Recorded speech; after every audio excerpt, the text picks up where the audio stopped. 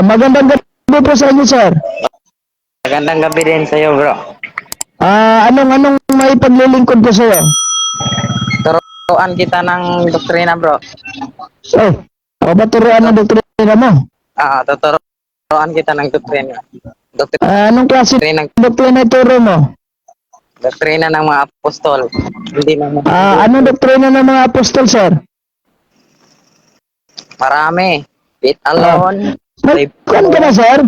Madali, bago ka sa akin magturo, sir, may authorization ka ba galing sa apostol, sir? Hindi. Saan mababasa yan, sir, na ikaw pa'y binigyan ng authorization ng mga apostolos? Solis kay Kristo. No. Bago mo ako pangaralan, saan mababasa sa Biblia na mayroon kang authorization galing sa mga apostolos? So, simple. Okay, babasa na ako. Babasa ako. Basahan kita. Sige. Ito, Efeso. Ikaw mismo nga, binigyan ka ng authorization na. Bro. Oo nga, babasahan ko. Babasahan kita. Babasahan kita. Sige. Babasa na ako ha. Wait lang. Efeso 4, versikulo 11 hanggang 12. Butlay. Sandali lang ha. Kung sa susunod siguro na live natin, baka magamit na ako ng via Zoom, papasala kita ng link ka sa Zoom. Kasi OBS yung gamit ko. Baka umabot na yung mga laptop ko at saka pag cellphone yung gamit ko sa live. Via Zoom na ko. At gusto mo ng kuan. Sige, basahin mo.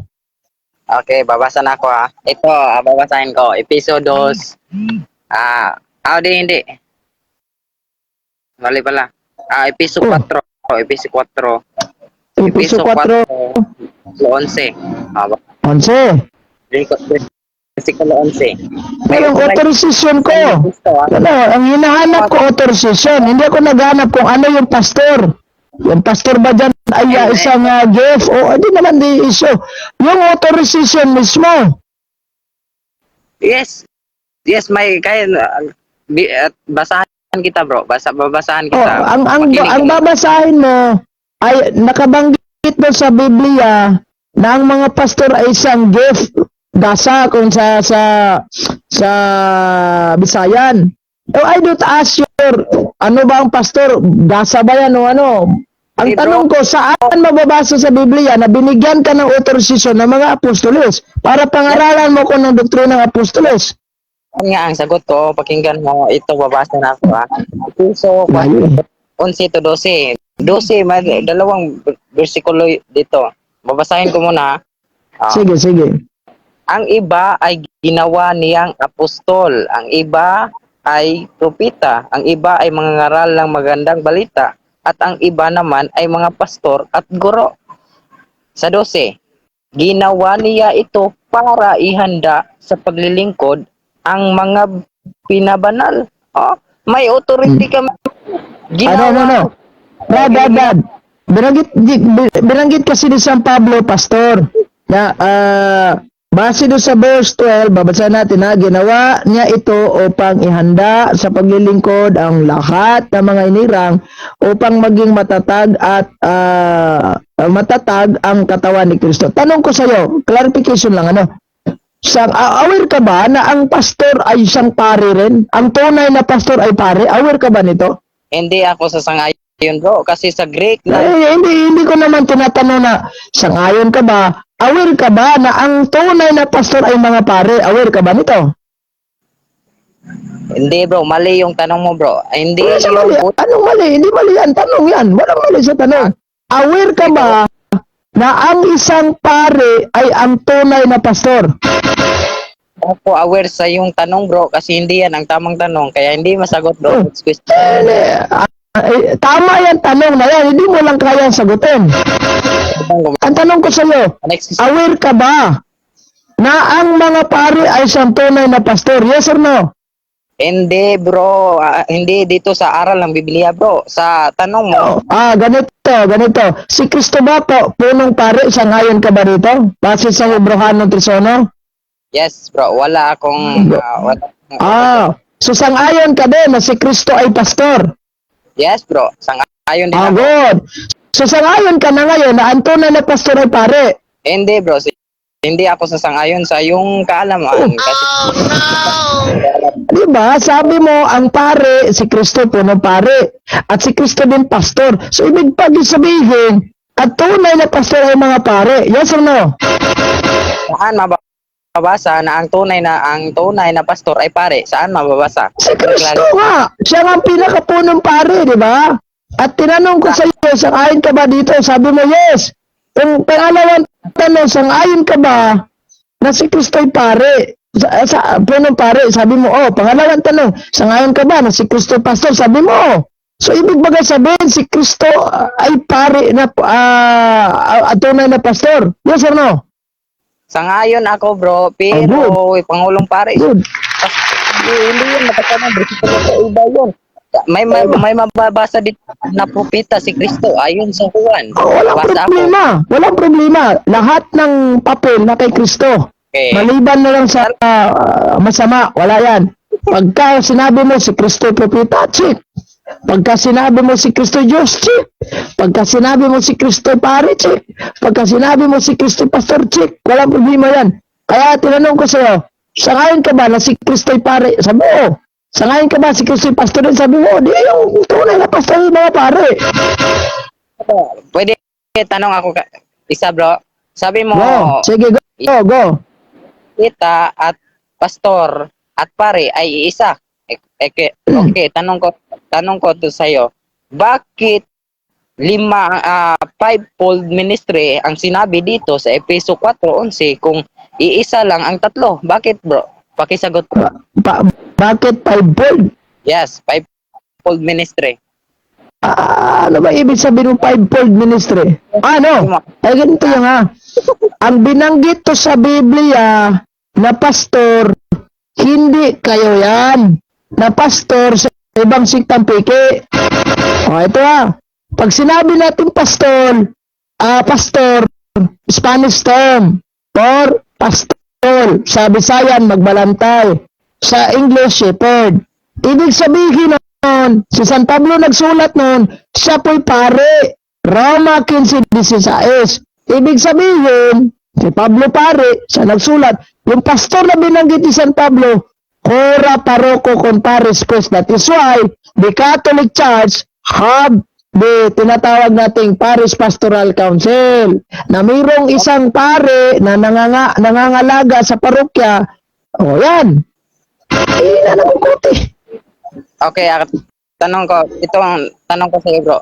Si Pablo sige. ba ay si Pablo ba tinawag ng pare, tinawag sa pagkapare o tinawag ng pagka-apostol? Pakisagot, bro. Apostol, ibig sabihin, dalawa. Apostol, ibig sabihin to send, pinadala. Di ba? Ikaw, hindi ka qualified dyan dahil wala kang authorization nga kang apostolis. Kuha ka lang ng kuha doon sa Biblia. Ay bunto, peking apostol ka siguro. No, pangalawa, siya po ba'y pare rin? Oo, siya mismo nagsabi. Pare siya. Roma 15:16. At yung citizenship mismo ni San Pablo, Roman citizen. Ibig sabihin, Roman Catholic Press. Hindi po inyo. Okay, next Straight question. to the point. Live. Sige. Sabi mo, tanong ko kanina na si ang pare ba at ang apostol ay tinawag? Sagot mo, tinawag sila, ay tinawag ni Kristo na apostol at pare. Okay, tanong. Saan mababasa na si Pablo tinawag siya ng Diyos na pare? Saan sa Biblia? Basahin natin sa Biblia. Naghanap siya ng verses sa Biblia. Basahin ko ito. Sandali na. Hanapin ko muna ito Biblia. The Pinoy version. Pinoy tayo eh. Mauunawaan natin, sir. Kapag ikaw ay may gustong pangunawa. Ayan na. Roma 15:16. Sabi niya, pinili niya ako. O pinili nga. Pinili niya ako para maging servant ni Christ. Oy, ayan. Jesus. Sa mga Gentiles. Ayan na. Si San Pablo pinili para maging servant. Saan? Sa mga Gentiles. Sinong pumili niya? Si Jesus Christ. Sinong nagpili niya? Si Jesus Christ. Ginawa ko ang tungkulin. Anong tungkulin? bilang isang pare. Oh, ng isang priso, tungkulin ng isang priest Ito tanong ko na bro. mag-preach ng magandang balita ng Diyos para maging banal at katatanggap na opero ng mga Gentiles sa tulong ng Holy Spirit. Ay, pare, hindi pastor. Itong tanong ko bro. Pakinggan mo tanong ko. Sinabi ko kanina, saan mababasa na tinawag si Pablo ng pare sa Biblia? Saan Ay, mabasa ano, na binasa ko na nga. tinawag? Pinili Hindi pinili. ni Kristo, tinawag kaya nga. Kung hindi ka tinawag, pipiliin ka ba? Ko tinawag siyang apostol. Ah, Yan. Walang problema. Wala namang problema. Pagka sinasabi nating apostol, to send pinadala. Si San Pablo nga pinadala yan. Di ba? Ito. Kaya pinadala si San Pablo. Sino nagpadala? Pinadala siya, no? Babasahin ko. Pinili niya ako para maging servant ni Christ Jesus sa mga Gentiles. Pinili nga. Kapag ka pinili ka, siyempre padadala ka. Yan lang nga naman kasi piliin ka lang, hindi ka pinadala. Pagkapiliin ka ng Panginoon, mission ka. Ano mission niya? Ginawa ko ang tungkulin ng isang pare. Hindi mo naunawaan ito eh. Okay, ito babasa ako ng Bisaya. Bro, Okay, salamat bro ha. Sandali lang ha. Salamat bro ha na pumasok ka sa live ko. Dahil pang content na rin ng YouTube channel natin. Kasi yung conversation natin dito, i-upload ko ito sa YouTube channel. Sige, bro. Okay, ito tanong ko bro. Ito tanong ko.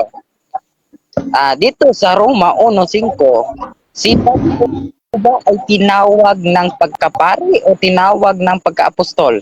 Pakisagot bro. Apostol nga. Wala namang binanggit na pare. Ibig sabihin po, kapag ikaw ay tinawag ng Panginoon, pinadala, tinatawag na apostol. That is why, yung mga apostol, mga pare silang tunay. At sila ang tunay din ng mga pastor. Hindi pastor na pikibonagi mo. Hindi mo nga alam kung kailan umabot ito sa Pilipinas. Ano ka ba naman, Butlay? Straight to the point. Live. Natamimik ka, no? Next question. Huwag kang magkomentaryo. Okay, next question. Ano, ni question? Next question. May question.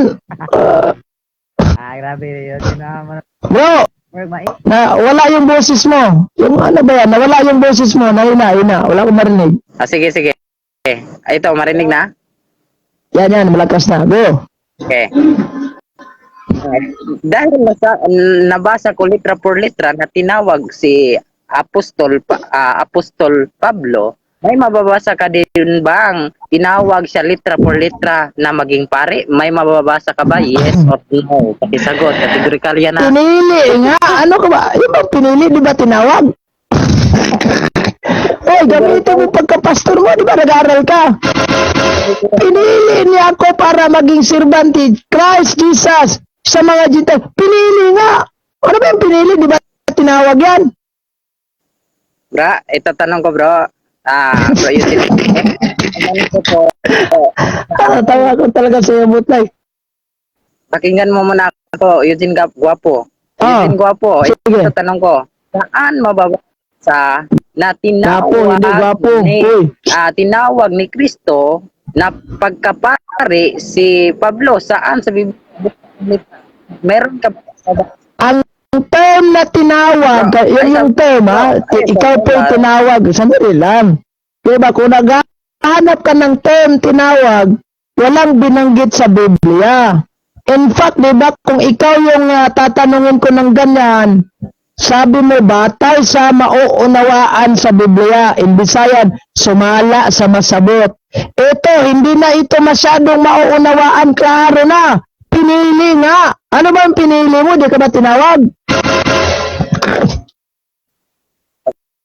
Okay, next question bro. Dahil sinabi mo, sige, isang Ano raw, ni question? Sinabi mo na si Pablo ay pare. Anong ni question? Okay. Sinabi mo Sige, go. Go. ay sa komentar. Go. go sa iyong bro, tanong, go. sinabi mo na si si Pablo ay pare. Hmm.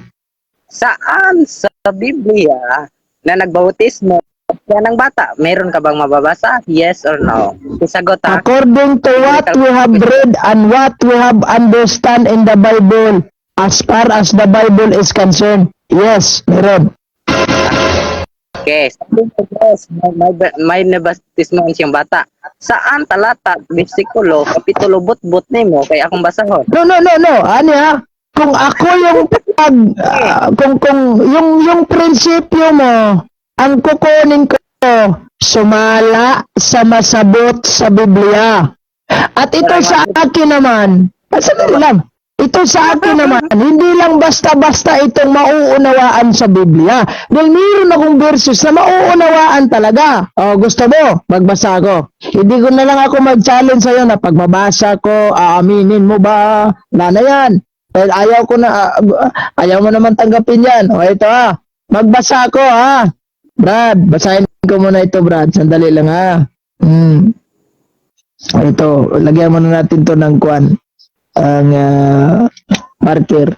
Ito po ay Bibliang Holy Bible, New King James Version. Ayan. Paborito mo ito, KJV, di ba? O, go. Try natin to. Acts chapter 16, verse 31 hanggang 33. Ito, magbasa tayo. Ayan, ha. 31. So they said, believe on the Lord Jesus Christ, and you will be saved, you and your household. Then they spoke the word of the Lord to him, and to all who were in his house, lahat ng nasa bahay. O, makinig ka. 33. And he took them the same hour of the night, and washed their stripes, and immediately siya, and all his family, lahat ng kanyang pamilya, were baptized. Ayan. Pagka lahat ng pamilya, kahit may bata dyan na infant, kasali yan. Kapag hindi mo yan isasali, sabihin ni San Pablo, hoy, saan ba yung bata maliit? Di mo sinali. Hindi ba yan kasali sa pamilya mo? Ay, nako naman, butlay. Oh, okay. Question, next question. Okay, next question.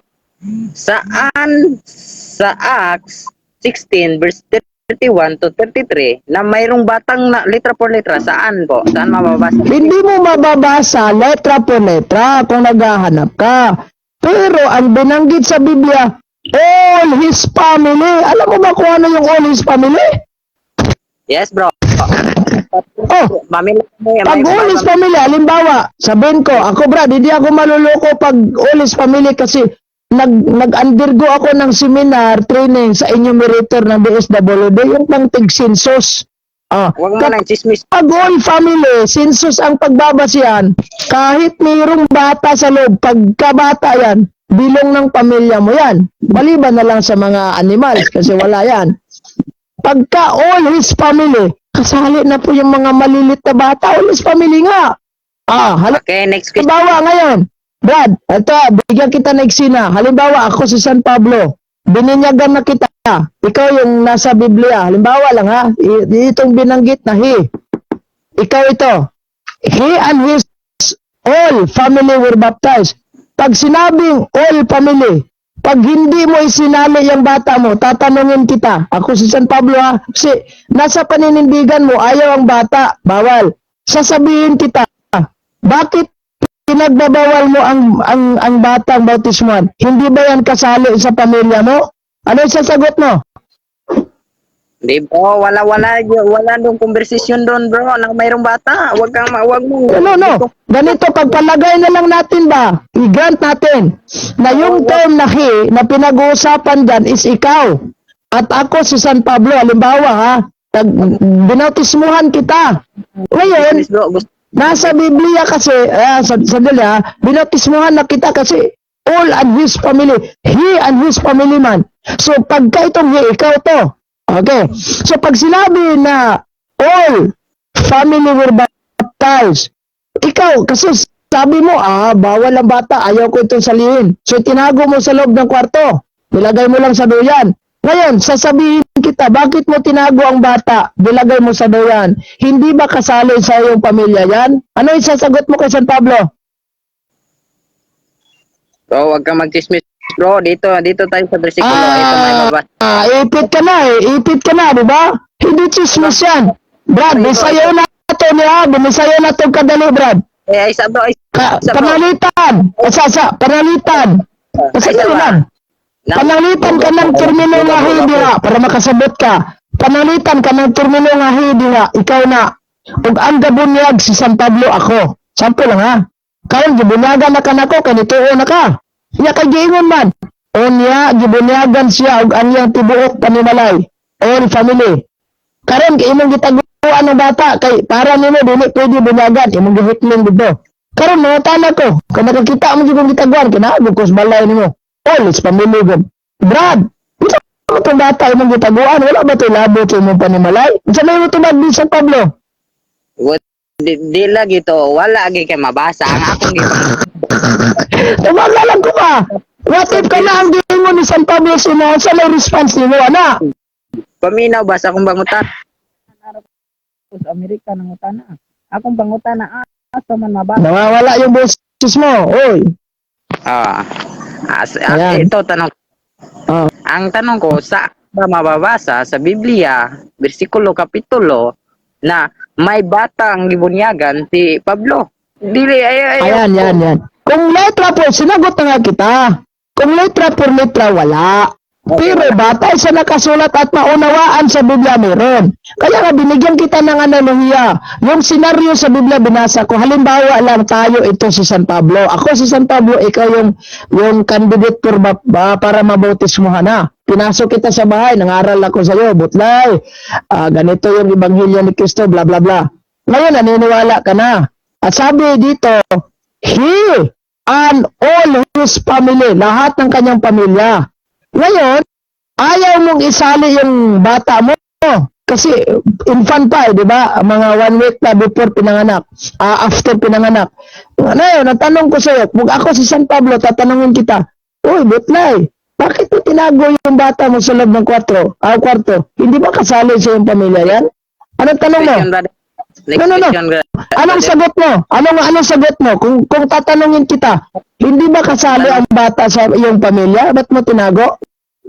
Kung maipit ka po, ayaw pangutanan ako balik. Ikaw naman yung naipit eh. Murag naipit Brad. No, ikaw yung naipit dito eh. Kaya kung ano-ano na patutsada mo, ito ha. Halimbawa lang ako si San Pablo, ikaw yung candidate for baptism na sa Biblia. Ipinag-uusapan balik. hindi naman binanggit ito. Tukma naman, tama kasi babae ang lalaki yun, di ba? He and his family, all his family baptized. Yung term na he, ikaw yun. Lalagay na lang natin ha. Magsasadula tayo ng senaryo. Halimbawa ako si San Pablo. Tinago mo yung bata, nakita ko. Sabi ko, uy, bakit tinago mo yung bata sa loob ng kwarto? Hindi ba kasali sa iyong pamilya yan? Anong isasagot mo kay San Pablo? Wag mo nang itanong bro. Di ko. Wag mo nang pipigilan ka.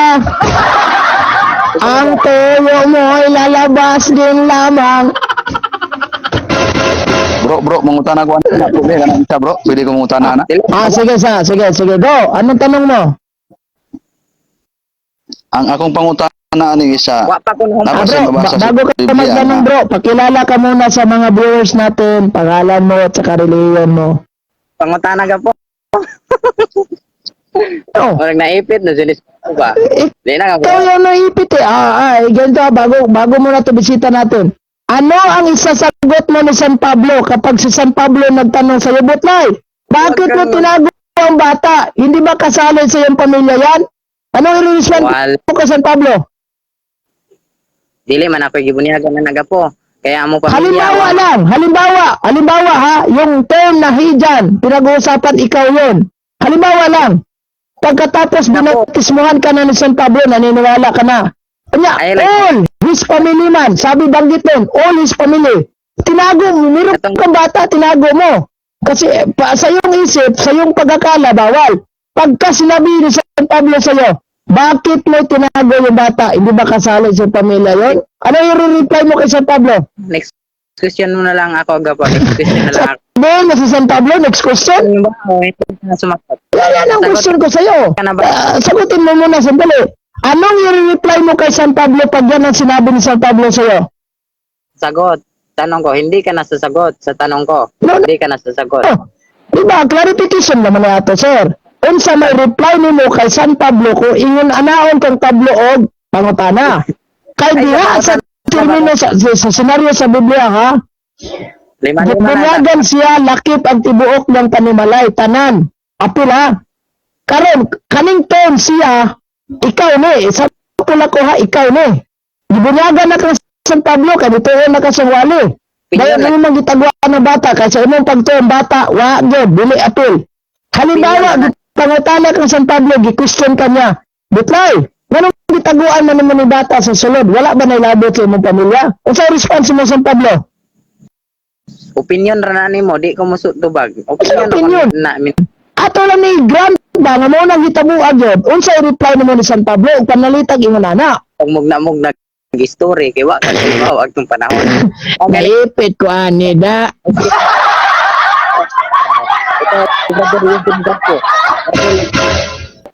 Next question, bro. Wala di Ayan kaya. dito sa mat. Di kaya. Sige. Ayan dito Nganong sa rason di man ka mamunya, Brad? Nganong ang rason di man bunyagan yung bata? Okay. Okay, ako yung tubag. Nganong ang rason dili bunyagan ang bata? Kay dili makahinulsol. Basa unsa man di ay ang bunyag. Okay, basa ha. Mateo 3 bersikulo 5 to 6. Niya ang bersikulo o kapitulo og dili kini butbut kay mabasag yun. Diya. Nagpuntahan sa kanya ang maraming tao galing sa Jerusalem, sa mga bayan ng Hudiya at sa mga bayan na malapit sa ilog ng Jordan. 6. Ipinagtapat nila ang kanilang mga kasalanan at binautismuhan. May dito mababasa mo bro, dunay pagtatapat or isugid sa Bisaya. Una, bunyagan. Ang pangutana, ang bata ang pangutana, ang bata makasugid ba? Tagalogin mo. Bisa lang tayo nagbisaya dito. Pastor ka, di mo alam Tagalog, ano ka ba? Awa naman dito. Butlay. Hindi. Wala yung signal mo. Oh, sige. Try ka mag-Tagalog. Diba, sa Bisaya nga, sabi ko sa Bisaya nga isugid. Go. Sige, go. Sa Tagalog, ipinagtapat. Isa mo day Bisaya sa pinagtapat, bro. Okay, Dili ganit. ba? Isugid. So yan bro, may tanong ako sa'yo. Kasi sabi mo, yung bautismo, kailangan pa munang magsisisi bago bautismuhan. Tama ba yung narinig ko? Yes, bro. Isugid, bro. Ang term, ang line term sa Bisaya, Diyan bro. sa ano bro? Diyan sa St. Mateo 28:19 hanggang 20. Ano yung nauna? Bautismo, turo, bautismo, pagkatapos bautismuhan, tuturuan o turo before bautismo? Puro at saka bautismuhan kaya hindi maging Basahin mo nga sa St. Mateo 28:19, 20. Basahin mo nga. babasa ako ha, Mateo 28. Sige. Okay. Wait sa lang po naglag 28 versikulo 19 to 20. Ang akong tubag sa ani before nako basahon at himuon sang tinunan una tapos bunyagan. Mao na akong tubag ha, wala pa na nako nabasa. Pero Mateo 28 versikulo 19. Kaya puntahan ninyo ang lahat ng mga lahi at gawin silang mga tagasunod ko. Bautismuhan ninyo sila sa pangalan ng Ama at ng Anak at ng Banal na Espiritu. O dito nababasa bro. Gawin Bautismo. tagapagsunod. Bautismo Bautismuhan. 20. Bautismo. Ito bro. Tuloy mo 20. 20. Turuan ninyo silang sumusunod sa Toro. sa inyo. Bunya O dito sa plus toro. bro. At hindi bro. Turo at bautismo dito sa 19. Tapos na yung binautismuhan bro. Kaya tinuruan na sila bro. Dinisciple tapos na sila bro. binautismuhan. Ano? Tapos na binautismuhan kaya tinuruan? Ito bro, linawin ko bro ha. Ano? Sabi mo, tapos na bautismuhan, saka tinuruan na. Ito, sa 19. Kaya puntahan ninyo ang lahat ng mga lahi at gawin silang mga taga-sunod ko. Bautismuhan ninyo. O gawin mo ng taga-sunod bro, tapos bautismuhan mo. Turuan mo na bago mo bautismuhan bro. Wag ang bata, bakit maturuan ba yung bata? Panglantaw sige. ka mo sa tibuok Magbasa ko ng kuan, bro. Oh. Bro, magbasa ko ng Bibliang Bisaya. Bibliang Bisaya, ha? Magandang balita, Bibliang Bisaya. Magbasa ako sa iyo, bro.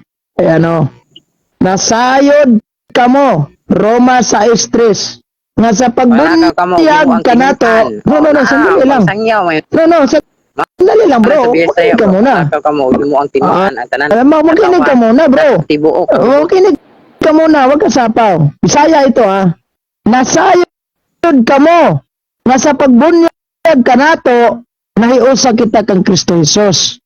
Sangayon ka ba sa sinasabi ni San Pablo na tayo po'y magiging mausatan ni Kristo humanta mabunyagan? O yun ka ba ni?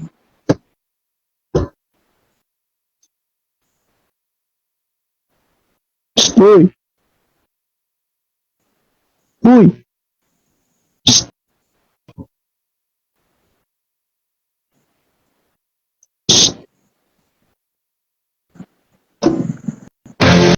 Straight to the point. Live on the spot. On the spot. Baklay. Nasaan ka na ba? Oy, nawawala.